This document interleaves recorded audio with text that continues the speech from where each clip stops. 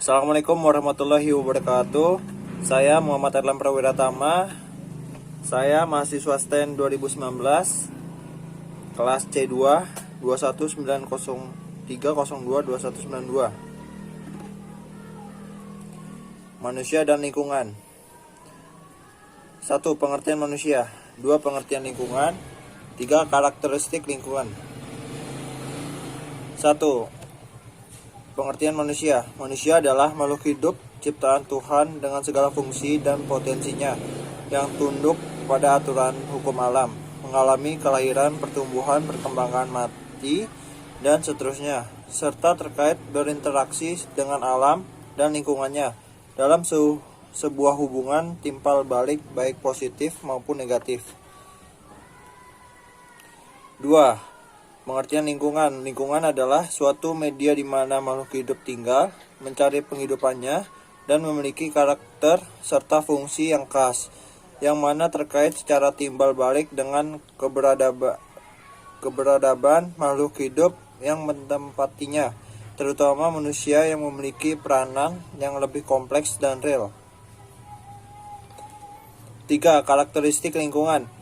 Ada tanah, cuaca, sumber mineral, morfologi, iklim, region, vegetasi, dan hidrologi. Hal-hal yang harus diperhatikan dalam memanfaat tanah atau lahan pertanian. 1. Kondisi tanah, struktur tanah, keasaman tanah, kemiringan tanah, air tanah, jaringan saluran, dan sungai. Morfologi. Morfologi ada 2. Morfologi daratan, morfologi laut. 1. Morfologi dataran rendah. 2. Perbukitan. 3. Pegunungan rendah. 4. Pegunungan menengah. 5. Pegunungan tinggi. Ada morfologi laut. Zona litoral, zona neritik, zona batial, zona abisal, dan zona hadal. Apa ini maksud dengan zona? Zona litoral. Zona litoral adalah wilayah laut yang dibatasi oleh pasang naik dan pasang surut. Artinya saat air laut surut, maka wilayah ini akan menjadi pantai. Sementara saat pasang akan tergenang air. Itulah mengapa zona ini tersebut juga zona pasang surut. Zona neritik. Zona neritik adalah zona wilayah laut dengan kedalaman maksimal 200 meter yang artinya sinar matahari masih bisa tembus hingga dasar laut. Zona batial. Zona batial adalah wilayah laut dengan kedalaman 200 sampai 1800 meter dan cahaya matahari sudah mulai redup. Dengan kondisi ini kehidupan biota di sini tidak sebanyak di neritik. Zona abisal. Zona abisal adalah zona laut dalam sangat gelap dengan tekanan hidrostatik tinggi.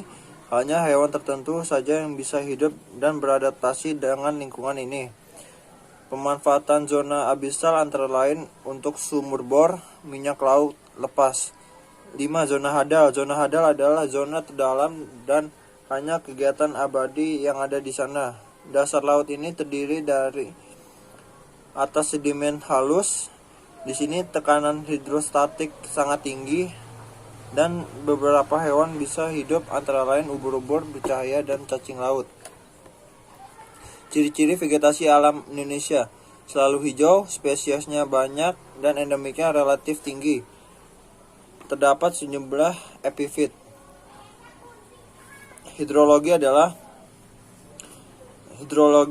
2. Hidrologi perairan darat dan perairan laut, meliputi perairan tanah, air, sungai, air danau, air rawa, dan air beku.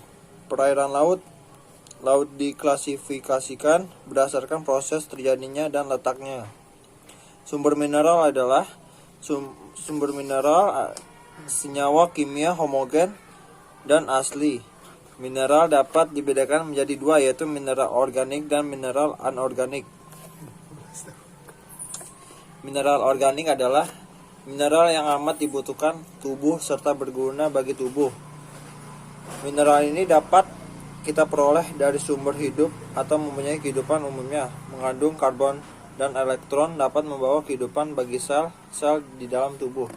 Mineral anorganik adalah mineral yang bukan organik dan tidak dibutuhkan serta tidak berguna bagi tubuh kita. Region adalah suatu bagian dari permukaan bumi yang memiliki karakteristik yang khas, baik itu karakteristik fisik maupun sosial, sehingga dapat dibedakan dengan region-region lainnya. Di sini ada pengertian ekologi, ke hubungan antara manusia dan lingkungan, dan hubungan interaksi manusia dengan lingkungan alam, ke hubungan antara manusia dan lingkungan. Pengertian ekologi, ilmu yang mempelajari interaksi antara organisme dengan lingkungannya.